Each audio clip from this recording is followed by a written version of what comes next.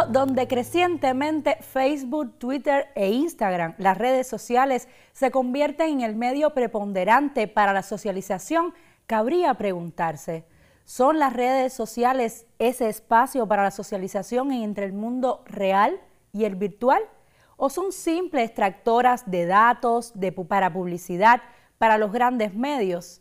¿Qué sucede en el caso de Cuba? Justamente sobre bloqueo digital y redes sociales hablamos hoy en Buen Cubano. El 13 y el 14 de marzo de 2023 en La Habana sesionó la segunda edición del Coloquio Internacional Patria, que convocó a 58 invitados extranjeros y un centenar de especialistas nacionales para debatir sobre discursos de odio, la desinformación y el bloqueo estadounidense a Cuba en el escenario digital.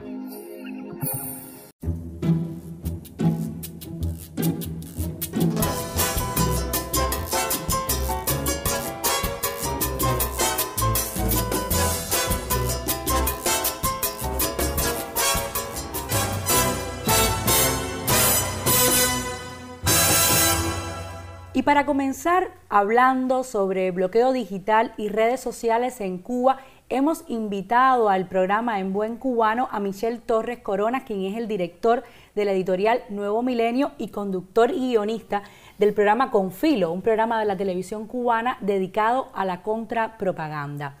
Este debate, Michel, quisiera empezar hablando sobre un concepto, el imperialismo digital. ¿Qué entiendes tú por este concepto? ¿Son los grandes gigantes de la tecnología el imperialismo digital? ¿Cómo lo valoras? Yo creo que esos grandes medios, ese conglomerado mediático es uno de los rostros del imperialismo y es ciertamente una de esas dimensiones del imperialismo moderno, que tiene su proyección en lo digital en esta nueva época, pero que es un fenómeno muy viejo. O sea, desde el mismo nacimiento como tal del imperialismo como fenómeno, uno puede notar que además del capital industrial, del capital financiero, hubo siempre una preocupación por el capital mediático, si se quiere, por invertir, exacto, y por usar la comunicación como arma de construcción de hegemonía, de construcción de consenso. El ejemplo más claro e ilustrativo, por supuesto, es William Randolph Hearst, ese gran magnate de los medios en Estados Unidos, que se hizo de un poder tal que él podía manipular la realidad, y con el enfrentamiento entre Cuba, Estados Unidos y España en esa intervención estadounidense en la Guerra de Liberación Nacional, se demostró que a Hearst lo que le preocupaba era que le dieran un mínimo de materia prima, que él armaba toda una narrativa alrededor del conflicto e hiperbolizaba las situaciones que se podían dar en Cuba. Así que yo creo que eso es un fenómeno que se ha dado desde los albores del imperialismo, los albores del siglo XX, y que hoy se manifiesta con ese grupo que se llama GAFAM, que ahora habría que cambiarle a Facebook por Meta. Pero realmente es eso, son Google, Amazon, Meta, Apple, Microsoft, son las grandes empresas transnacionales que son las dueñas de Internet. Todas, por supuesto, son domiciliadas en Estados Unidos. Y por supuesto esto está atravesado por un concepto que pudiéramos llamar la guerra de cuarta generación.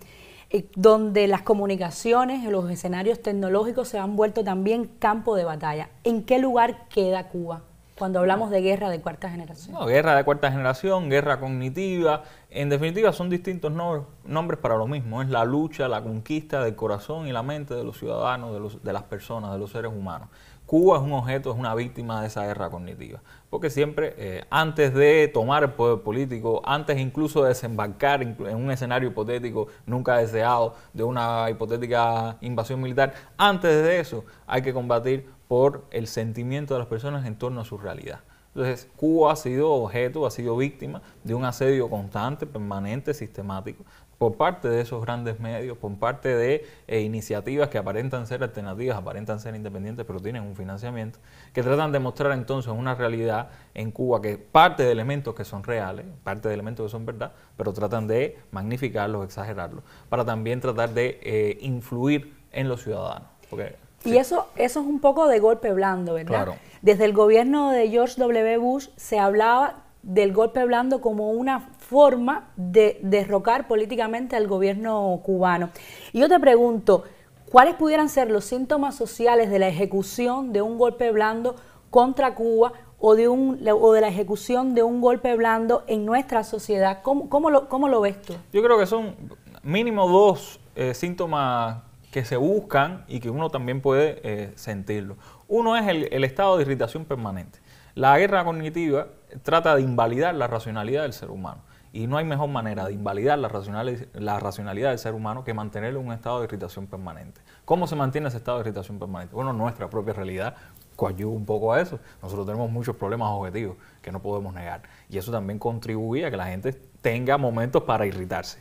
¿Qué hacen los medios? Capitalizar esa irritación y tratar de mantenerla en todo momento. Y que tú solo no te irrites por cosas que te pasen a ti, pero por cosas que le puedan pasar a cualquier vecino, a una madre con hijos, elementos que influyan en la emotividad, en la sensibilidad de las personas. Tratar de que todo momento la gente esté brava, esté molesta por algo. Y lo otro es hacia dónde van a canalizar esa frustración, esa irritación. ¿Cómo la canalizan? Exacto. Y a quién ven como el enemigo. En política lo más importante, hay muchas cosas importantes, pero lo más importante en política es saber quién es el enemigo.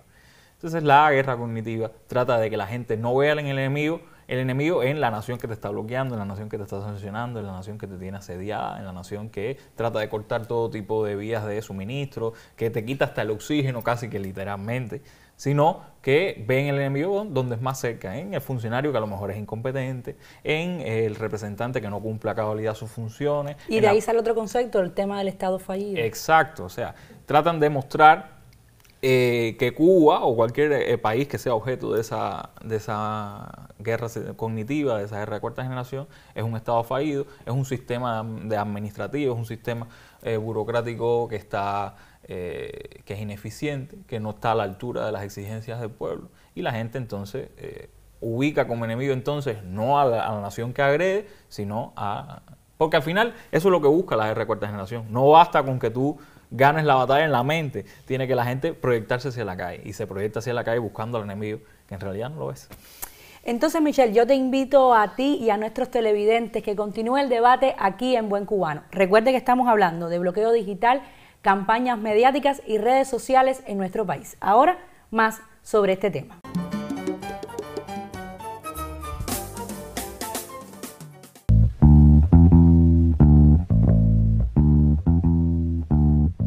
El 13 y el 14 de marzo de 2023 en La Habana sesionó la segunda edición del Coloquio Internacional Patria, que convocó a 58 invitados extranjeros y un centenar de especialistas nacionales para debatir sobre discursos de odio, la desinformación y el bloqueo estadounidense a Cuba en el escenario digital. Hemos colocado la batalla comunicacional, la guerra cultural en el lugar que corresponde. Ante el crecimiento de la ofensiva colonial en el campo espiritual, en el campo de la cultura, ante el crecimiento de la fórmula para manipular sentimientos, emociones, que las redes son un terreno muy propicio para ese tipo de manipulación. Celebrado en Casa de las Américas y convocado por la Unión de Periodistas de Cuba, el encuentro concluyó con una declaración final donde los comunicadores, periodistas e influencers participantes propusieron fortalecer las redes de comunicación de nuestros pueblos y diseñar estrategias de intervención pública frente a la proliferación de campañas de desinformación y ataques a quienes militan en los movimientos populares de América Latina y el Caribe y en general del sur global. Deberemos darle un lugar importante a la juventud, no para hablar acerca de ella, sino para darle la palabra. Deberemos entender que Internet es el territorio óptimo para estructurar esos procesos de articulación por muchos motivos, porque la tecnología debe estar puesta al servicio de los pueblos, porque debemos construir soberanía tecnológica. Los participantes reconocieron el daño causado por el criminal bloqueo económico, comercial y financiero contra el pueblo cubano, que lo priva de las herramientas para acceder a las nuevas tecnologías de la información y las comunicaciones, pero que también impide que otros pueblos del mundo conozcan la verdad.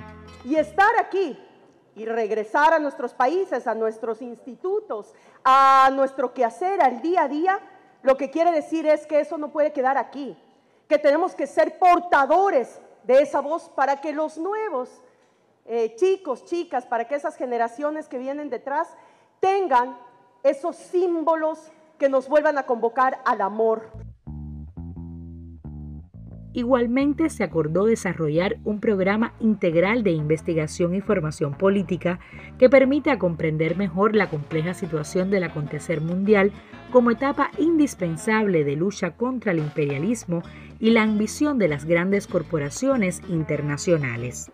Necesitamos que la política entienda sus dimensiones constitutivas, la comunicación y la tecnología.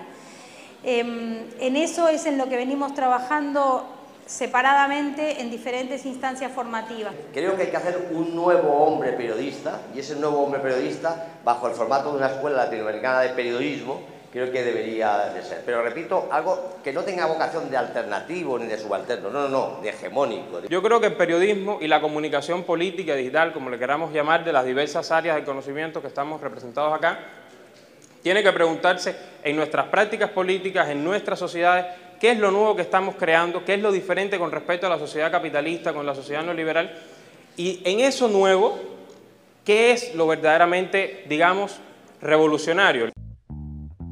En estos 2 días de sesiones, los participantes propusieron crear estructuras que potencien y visibilicen a los creadores jóvenes genuinamente latinoamericanos, trascender los espacios de diagnóstico y coordinar procesos de producción y realización de contenidos, enfrentar la ofensiva mediática capitalista mediante la construcción de una base material y reinventar los códigos comunicativos, conectarse a nivel mundial con procesos que son ignorados por los monopolios informativos.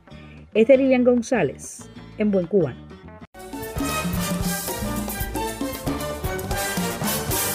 Continuamos hablando en Buen Cubano y me gustaría, Michelle, que habláramos un poco sobre el uso de las redes sociales en nuestro país, en Cuba, donde Cuba prácticamente entró como de golpe.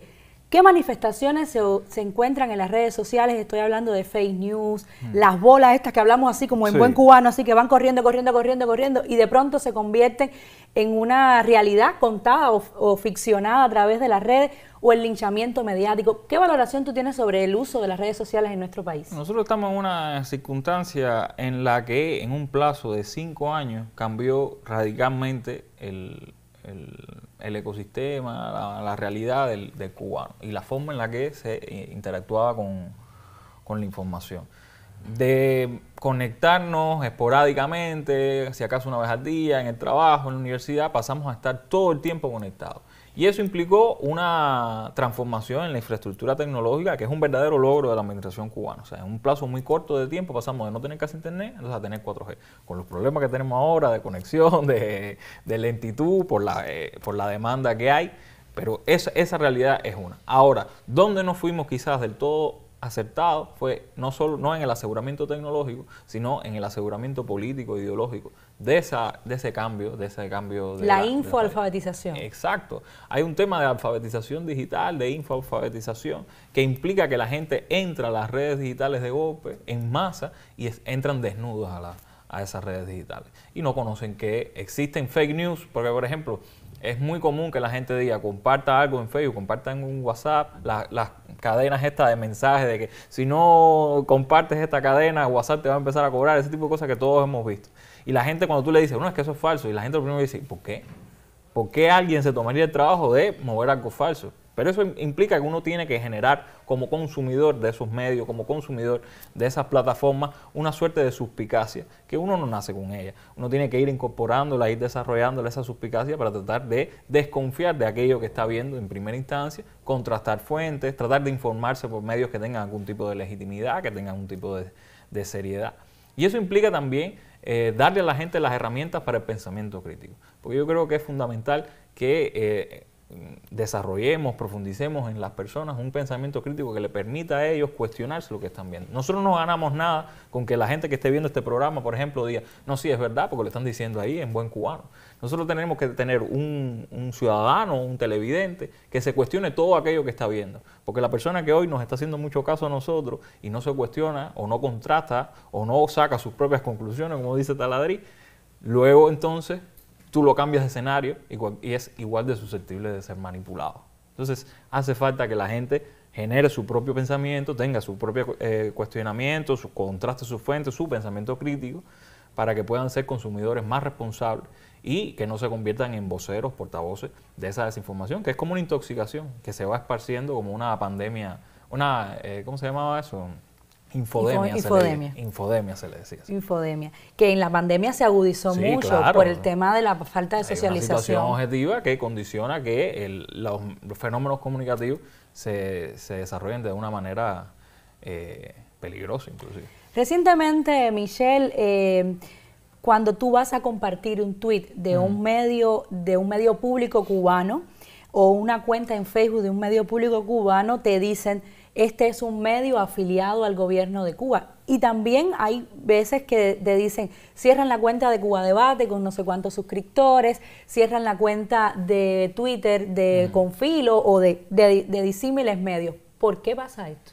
Bueno, eso yo creo que ¿Y cómo enfrentar esto? Claro, se está transparentando en definitiva la guerra ideológica, la guerra política. Se está transparentando en el sentido de que nos están poniendo el cartelito de enemigos. Porque al final cuando tú ves un medio público, por ejemplo la BBC, es un medio público, tiene financiamiento público. ¿Por qué no se le dice que tiene financiamiento público? O un medio que es privado, ¿por qué no se le pone el cartelito de que este medio responde a tal dueño, a tal interés?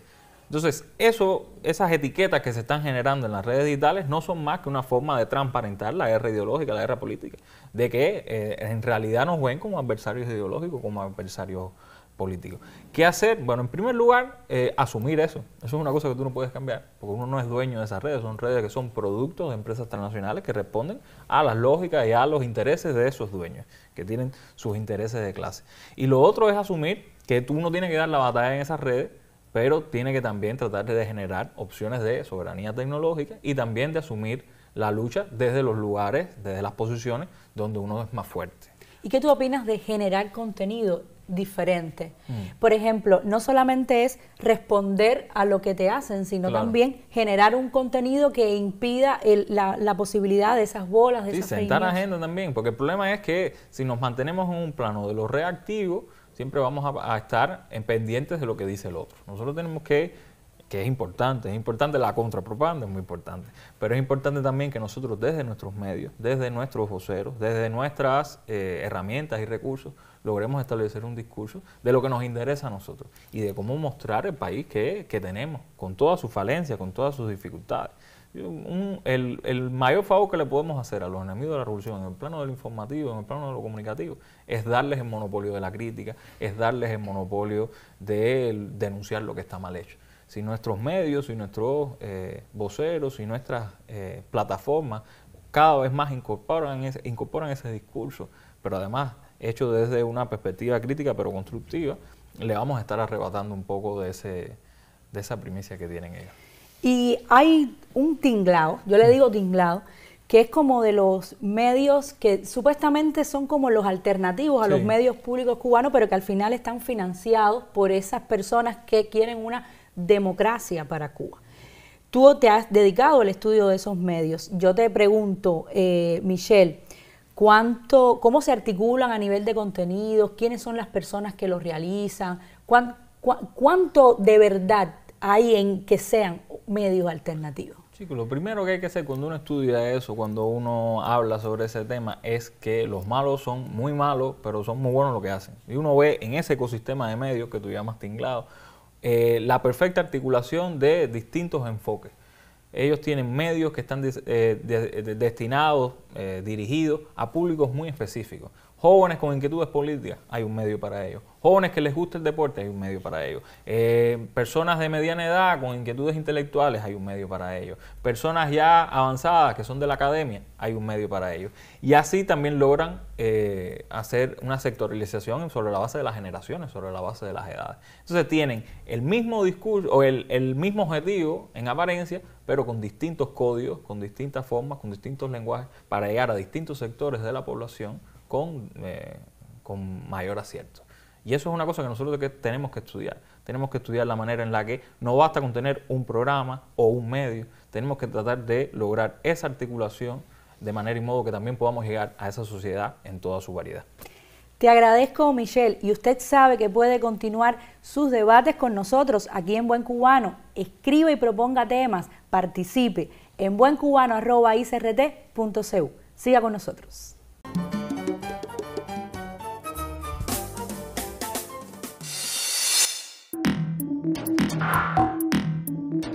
Las redes digitales se suelen vender como un oasis de libertad, donde cada persona puede decir o hacer según entienda, sin consecuencias. Y hasta cierto punto esto es real. La gente se insulta, difama, desinforma, miente, se burla de otros y no pasa nada. Esa falta de consecuencias directas propicia una sensación de impunidad que a su vez vicia las relaciones interpersonales y provoca un clima de toxicidad. Pero esa toxicidad, esa acumulación de violencia verbal y simbólica no es equiparable a la libertad, al menos no a una libertad a la que debamos aspirar. De las sutiles y a veces no tan sutiles limitaciones que la libre expresión y el libre albedrío tienen en las redes digitales, hablaremos hoy. Suba el volumen para que sus vecinos se enteren que usted ve con filo, un espacio para mostrar con todos los matices, las noticias, los hechos, las matrices de opinión que circulan en los medios y en las redes sobre la realidad cubana. Vamos a rasgar la costura de la manipulación mediática y adentrarnos en la arista filosa de los acontecimientos.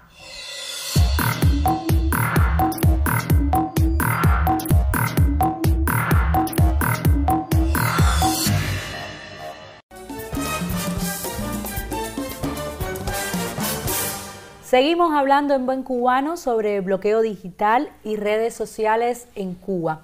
Michelle, ante la disyuntiva de estar y darnos cuenta de que son hegemónicas en su construcción cultural, las redes sociales, a eso me estoy refiriendo, o las ignoro, en un mundo donde se dice, según los teóricos, que se vive al 50% en la realidad y al 50% en la parte virtual, aunque ya el virtual está ganando a la realidad. ¿Con qué tú te quedas? ¿Con cuál de las dos partes? Yo creo que hay que dar la batalla en todos los frentes. Hay que estar en todos los espacios. Nosotros tampoco tenemos una cultura o una condición nacional como la de, por ejemplo, China, que tiene 1.000 millones de habitantes, una cultura propia, que puede generar sus propios espacios sin tener en cuenta esos otros. Nosotros tenemos que estar y tenemos que asumir esos espacios. Y hay que dar la batalla en todos los frentes. Pero creo que no nos podemos limitar a esos medios. O sea, hay que estar en las redes digitales, hay que estar en Facebook, hay que estar en Twitter, hay que estar en Instagram, pero en paralelo tenemos que tener en cuenta que por estar en esas redes no podemos ignorar nuestros propios medios, la televisión, la prensa, la radio, esos medios que pueden llegar a todas partes del país y que rompen un poco con esa estructura de cámaras de eco, de burbujas que generan las redes digitales. Eso es lo primero, trascender las redes digitales y esa lucha ideológica, esa lucha por la verdad de Cuba, siempre darla también en los medios tradicionales, en los medios masivos. Pero también hay que trascender esos medios masivos. Y eso es muy importante en la guerra cognitiva y en la guerra de cuarta generación. Tú puedes dar la batalla en lo comunicativo, en lo ideológico, pero no se agota ahí la guerra, no se agota ahí. Tú tienes que ir a las circunstancias objetivas. Tú no puedes propiciar que la gente tenga un sentimiento sobre su realidad distinto si no influye o condiciona un poco que esa realidad se transforme de manera cualitativamente superior. Entonces hay que trascender los medios, hay que trascender lo comunicativo e ir a la realidad. En un primer momento, yo cada vez que me dicen, no, es que los jóvenes no ven televisión. Bueno, muy sencillo, si los jóvenes no ven la televisión tiene que ir a los jóvenes. Los medios tienen que ir a los jóvenes. Tenemos que ir a hablar con los jóvenes en las escuelas, tenemos que ir a hablar con los jóvenes en los barrios, en las comunidades. Y más importante aún, tenemos que ir acompañando de manera paulatina ese enfrentamiento, esa guerra ideológica, esa guerra comunicativa, con transformaciones de la realidad. Yo estoy convencido de que en un plazo no muy lejano, no muy amplio, la realidad cubana mejore. Hay que ir acompañando esa mejoría, hay que ir profundizando y hay que cada cual tratar de hacer desde donde está lo mejor por el país. Porque desde lo comunicativo nada más no ganamos. Tenemos que asumirlo a realidad en toda su complejidad. Yo creo que eso responde más o menos a esta pregunta que te tenía preparada, y es que el intelectual y politólogo latinoamericano Atilio Borón dijo: ahora se trata de hacer lo mismo, derrotar al imperio volviendo en su contra sus propias armas. ¿Cómo revertir ese proceso? ¿Qué hacer? Hay que usar las armas del imperialismo. Lo que pasa es que en ese caso, a veces yo tengo esta discusión, porque me dicen a veces, no, usamos las redes porque como mismo en la guerrilla se usaba el fusil del enemigo. Pero es que en realidad tú no usas el fusil del enemigo, no se lo arrebatas por completo. Porque en una cuenta tú puedes ser el gran influencer de Facebook, tener 1 millón de seguidores. Un día te quitan la cuenta, tienes 0 y ya no existes en Facebook. Y todo eso que hiciste, todo ese trabajo que hiciste se perdió. O sea, por eso es que yo llamo a pensar con objetividad en el uso de esas redes digitales. Pero por supuesto hay que dar la batalla. Y más importante aún es seguir dando la batalla por la verdad de Cuba en cualquier medio que aparezca. En cualquier medio que aparezca hay que luchar por la verdad de Cuba. Hay que tratar de que ese discurso contrahegemónico prevalezca lo más posible. Hay que tratar de enfrentar esas ideas preconcebidas que hay sobre Cuba, esos mitos que hay sobre Cuba. Y hay también, por supuesto, que preocuparnos por nuestra realidad y por hacerla mejor. El otro día estaba hablando Gerardo en un debate sobre las elecciones y decía, nosotros no estamos votando por una Cuba que permanezca igual, nosotros estamos votando por una Cuba que queremos que sea mejor. Básicamente también es eso en el tema de la guerra comunicacional. Yo no estoy defendiendo una Cuba para que la Cuba permanezca igual, para que permanezca inalterable. Yo estoy luchando por defender Cuba, pero también porque Cuba se parezca cada vez más a ese paradigma que soñamos y que merecemos. Muchísimas gracias, Michel. Gracias por tu opinión y por estar aquí en Buen Cubano. Gracias a ti por la invitación y por el espacio. Vivimos en un mundo dividido, no solo por las razas, por los credos, sino también por el acceso a la tecnología. ¿Qué hacer ante ese mundo dividido? ¿Cómo cortar esa socialización que realmente nos muestra una guerra cultural, nos hegemoniza? ¿Qué hacer desde nuestra realidad para construir un mejor país? Si usted quiere ser actor de este país que construimos todos, busque también su espacio en el ambiente digital, pero también, no lo pierda, en la realidad. Recuerde que siempre puede contar con nosotros todas las semanas, donde hablamos o tratamos de hablar en Buen Cubano.